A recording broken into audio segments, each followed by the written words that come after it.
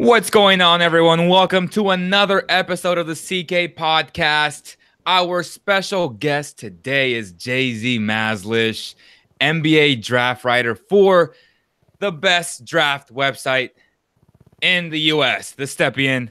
Thank you so much, Jay-Z, for coming on. How are you doing today, brother? I'm doing great. Thank you so much for having me on. I appreciate the kind introduction about the Stepien. Man, I love you guys' work. Love Cole, and everything he does, and I just think you and Jackson really add that extra element as far as depth on the website, man. But I do want to focus on your film breakdown of DeAndre Ayton's defense versus NC State. You put a note that this was an updated version from a piece originally published in November, but like you said, man, everything's pretty much up to date. He is who he is. Talk about just how you decided to write the story and what the process was like.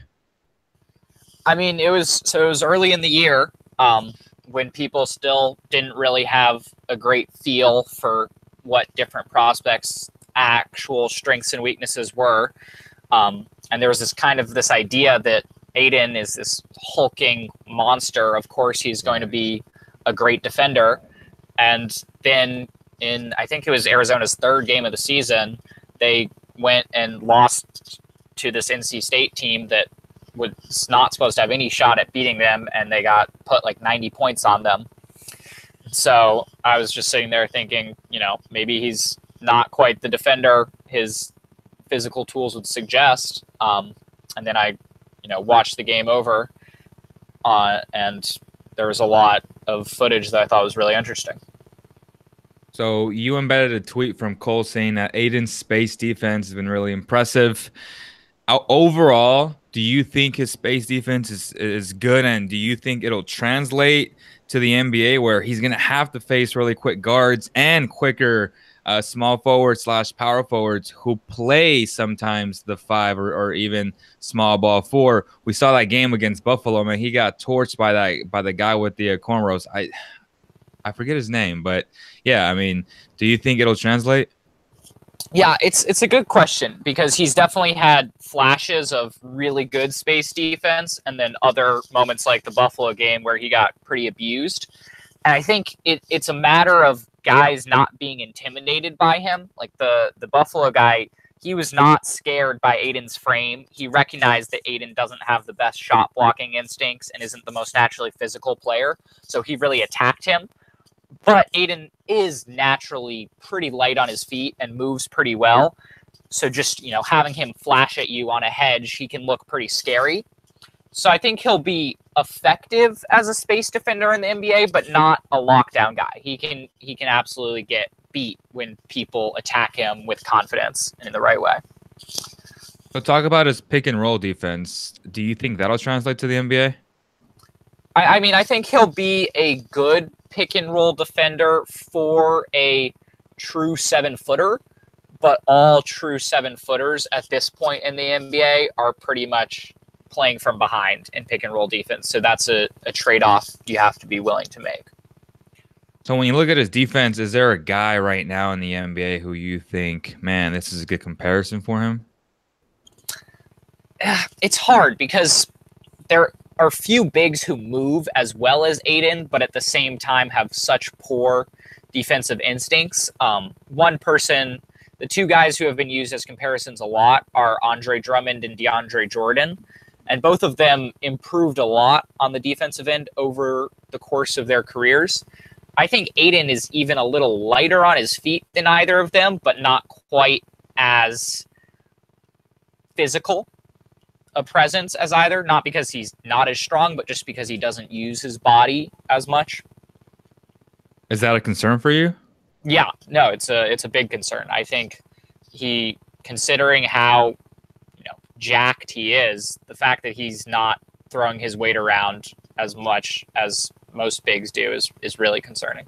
What would you say is his biggest weakness? Mostly his recognition of when he needs to help and being in the right position and reacting in a timely manner on the defensive end. Okay, and what would you say is his biggest strength?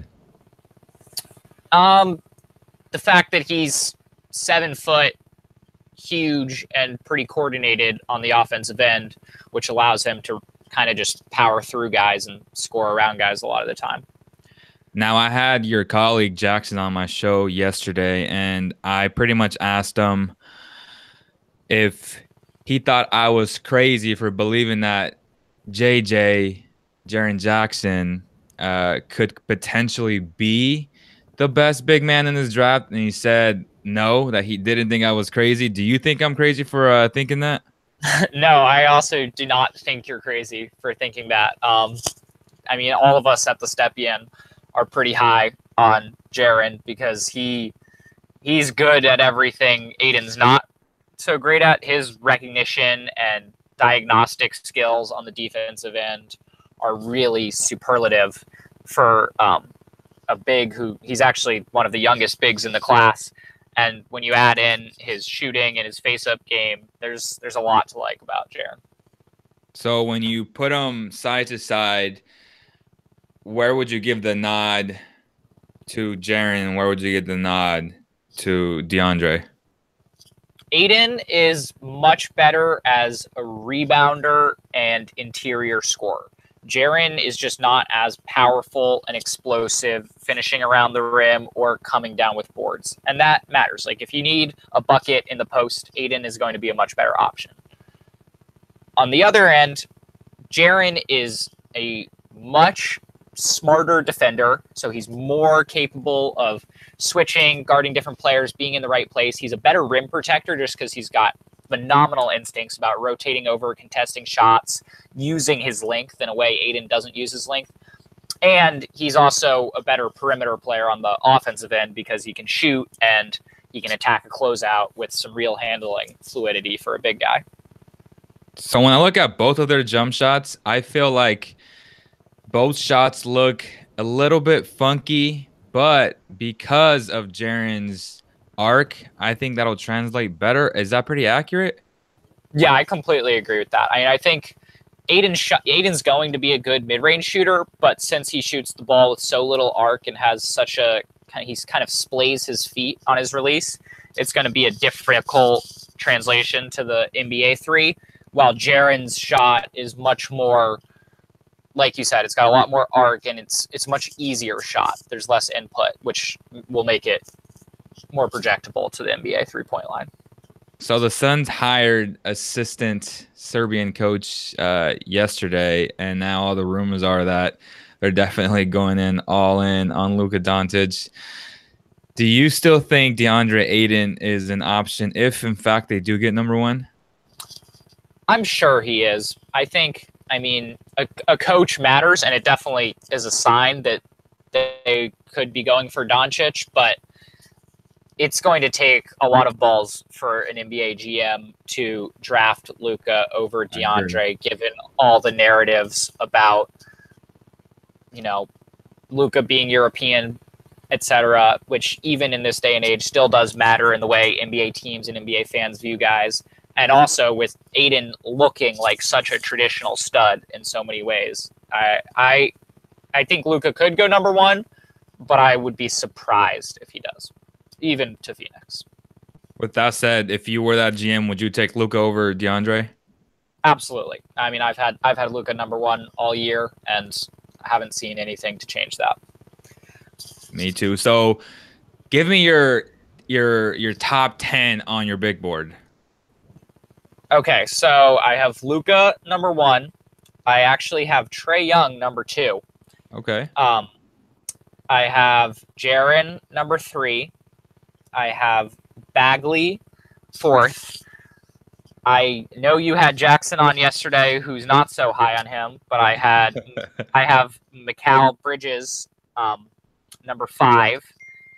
I have Michael Porter Jr., who I really don't know what to do with, number six. Aiden, 7. Wendell Carter, 8. Sorry, I'm just going off the top of my head here. I think I have Miles Bridges, 9. And Who am I forgetting? Troy Brown? Not Troy Brown. I like Troy Brown, but not that high. I think I have Mitchell Robinson, number 10th. Right on. Number 10, actually. So I don't think I heard Mo Bamba, which I'm not very high on Mo Bamba, man. I think he's like I don't like to label guys bust, and I don't wish anything bad on guys, and I wish them but the best. But I feel like he is the most probable to be a bust in the NBA. Honestly, when I look at him and I look at Jarrett Allen, who went to the Nets this year, the biggest difference to me is their length in terms of his wingspan, like his godly 7'9" wingspan. I just don't see anything special with Mo Bamba. What do you think about his game? Yeah, I mean, I have him 12th, so I'm not super, super low on him, but I generally agree with your concerns. I think he, like you said, he's super long, but other than being super long, he doesn't have that much to make him all that enticing a prospect. He's not that athletic. He's pretty slow out on the perimeter. Exactly. And offensively, he really lacks any sort of advanced skill.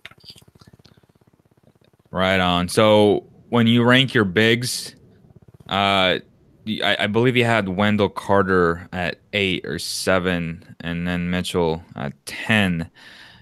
So you have what, 4 bigs over or 5 bigs over Mo Bamba? Yeah. I have Jaren, Bagley, Ayton, and Wendell all over Bamba. Just very quickly, what do you like about Wendell? I think he's got a really diverse offensive game where he can shoot, he can dribble some, he can make some decisions, and he's also strong and powerful inside and a smart defender. I mean, you look at what Al Horford's doing this playoffs, and Al Horford's tossed around a lot as a comparison for Wendell, which it's not a perfect comparison. There are some important differences, but he's good in a lot of the same ways, and obviously that's a great player. What's the biggest difference between Al and Wendell? I think Al is probably a little quicker on the perimeter guarding, and a little quicker in terms of his first step attacking guys, which is a significant difference. But it's more just Al is a little more refined in every aspect of his game. If Wendell really continues to develop, he can be as smart and heady a passer and decision maker and defender as Al is, but he needs to continue progressing. Right on. So I want to end this podcast with Mikal Bridges. Again, I had your colleague on yesterday. He's not as high as a lot of you guys are. I'm also not as high on him. Tell me why and convince my audience why, because the Kings do have most likely a 7th or 8th pick, and he might be an option there for them. And having drafted Justin Jackson, who I think had an awful season last year and who I kind of compared him to in some sense. He's obviously not as athletic as Mikal, but tell my audience why that big article that Jackson wrote yesterday maybe doesn't indicate who he really is as a defender and as a overall player. I think Jackson's article was good. And I mean, he's got a great eye. He's a great scout, obviously. But where I disagree with him is on the importance he placed on Mikal's off-ball defense. I really think off-ball defense and team defense is how you provide value as a defender in the NBA outside of a select few guys who are really elite or really bad on ball. Most guys don't make too much of a difference on ball one way or the other because all NBA players are relatively the same. So it really is what you do off ball as a defender that differentiates yourself. And there, I view Mikal as really exceptional. He's very reactive, always playing with 100% effort, has that length, has the quickness, great in closeout situations, great at getting his hand in passing lanes. And I think through that, he can be really disruptive and has the potential to be an all-NBA level type of defender. And all-NBA defense plus his shooting upside and ability to fit in an offense, that's a really appealing archetype. I mean, the elite 3-and-D guys in the league are supremely valuable, and I think Mikal has as easy a path to becoming an elite 3-and-D guy as any prospect we've seen in the past couple of years. So do you think he has a chance to play small ball 4 in the NBA? I mean, I think yes, you can put him at the small ball 4. I think he's more of a 2-3. Right. But I do think he can be there in some lineups. Absolutely. So how do you feel when Bleacher Report comes out today with the story saying that he pretty much is the next Kawhi Leonard? I personally don't like those type of stories. When you see those type of things, do you think that adds additional pressures on the kid, or just depending on what type of person he is, it might not affect him? But just do you think it's a bit ridiculous when they start comparing him or thinking that he's the next Kawhi Leonard? Yeah, I mean, I do think that's an unfair comparison. Kawhi had a lot more off the dribble game in college than Mikal ever had, and Kawhi still wildly exceeded expectations. So expecting that type of improvement from Kawhi would have been unfair, and expecting it from someone who doesn't even have the same basis of offensive skill as Kawhi is even more unfair.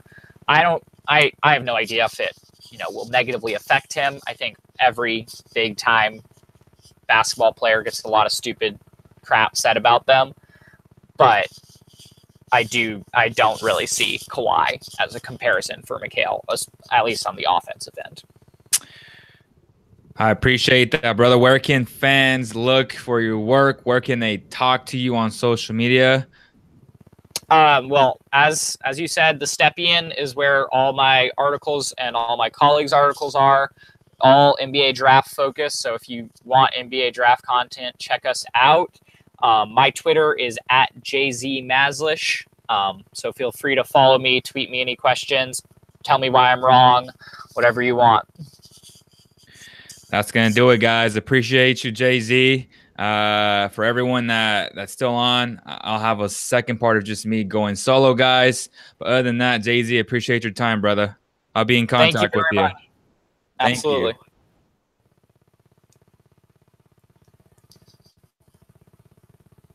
you. All right. All right, brother. You can hang up, and I'll get back to you later today. All right. Perfect. Thank you very much.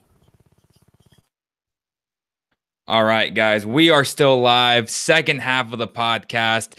As you guys have seen the past 2 days, we had Jay-Z on today. We had Jackson on yesterday, talking about mainly focusing on Mikal Bridges, and today DeAndre Ayton. What do you guys think? Join the conversation. Leave your comments after you guys watch it.